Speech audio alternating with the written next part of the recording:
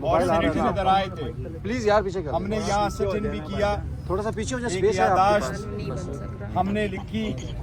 ہم supreme court لے کے گئے, چیف جسٹس آف پاکستان یحییٰ آفریدی صاحب اویلیبل نہیں تھے.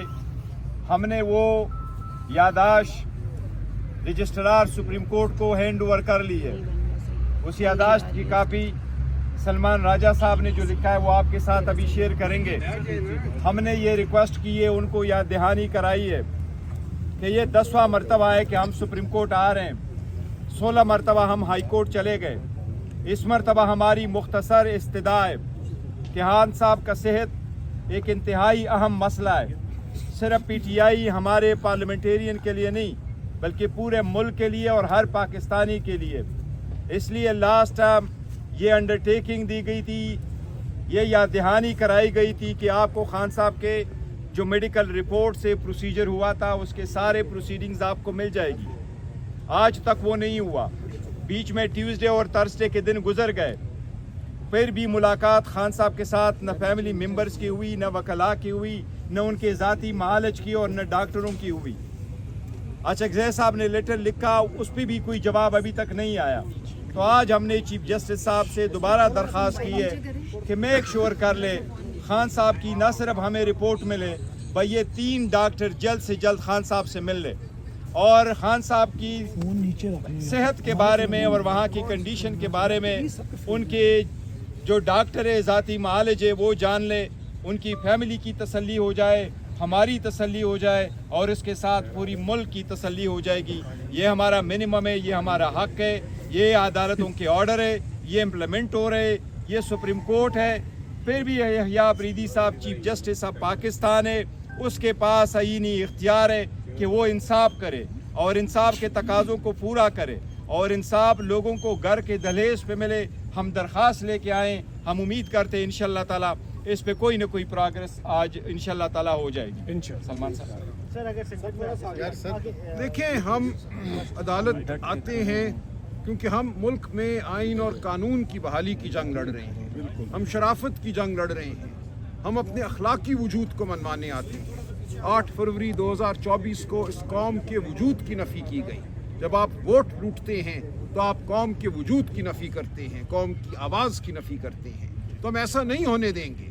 ہم کھڑے ہیں, ہم یہ یقین رکھتے ہیں کہ فتح عوام کی ہوگی. 8 فروری کو ہم نے بھولنے نہیں دینا کسی کو. 8 فروری 2026 کو ہم قوم کو کہہ رہے ہیں کہ تم سب لیڈر ہو, اپنے گھر ہڑتال کرو, پہیہ جام کرو, شٹر ڈاؤن کرو, گاڑی مت چلاؤ, ٹیکسی مت چلاؤ, بس میں مت بیٹھو. اظہار کرو اپنی بیزاری کا اس ظلم کے نظام سے.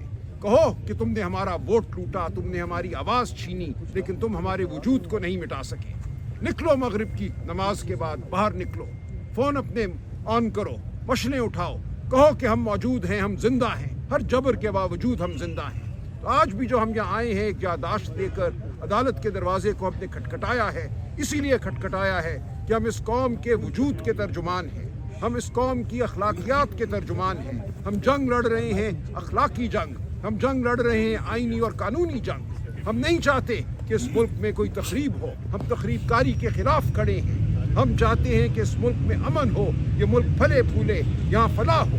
تو ہم بار بار اپنی آواز بلند کریں گے اور ہم کہتے ہیں اس قوم کو اور تیش مت دلاؤ کہ حالات قابو سے باہر ہو جائیں. یہ ہے ہمارا پیغام جو لے کر ہم آج جہاں کھڑے ہیں. دیکھیں, پوری قوم جو ہے اس وقت ایجانی کیفیت میں مبتلا ہے. خود خان صاحب کے فرزند ارجمند قاسم اور سلمان بھی اتنے ہی متفکر ہیں, متجسس ہیں اور وہ ملتمس ہیں کہ خدا را عمران خان ان کے والد کا جو ہے صحیح معائنہ کروایا جائے اور ان کی صحت پر جو ہے کوئی کمپرومائز نہیں ہونا چاہیے. تو اس لیے ہم نے جو تقاضا کیا تھا 3 ڈاکٹرز کا تقاضا کیا تھا. شفا میڈیکل ان کا اپنا ہے, اس میں ایکسپرٹ موجود ہے. حمید لطیف جو لاہور کا ہے وہاں ایکسپرٹ جو ہے اس عدالت کا موجود ہے, اور جو ان کا فیملی ڈاکٹر ہے شوکت خانم کا, یہ 3 ڈاکٹرز ہم نے تقاضا کیے تھے, لکھ کر دیا تھا سلمان نے پچھلی تاریخ پر بھی, آج بھی ہم نے اس کا اعادہ کیا ہے.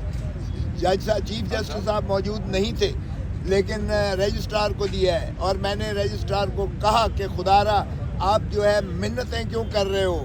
چیف جسٹس کا تو آئینی فریضہ بھی ہے، اختیار بھی ہے، اس نے حلف بھی اٹھایا ہوا ہے کہ بنیادی حقوق کا ہر قیمت پر وہ دفاع کریں گے، آئین کا دفاع کریں گے، قانون کا دفاع کریں گے.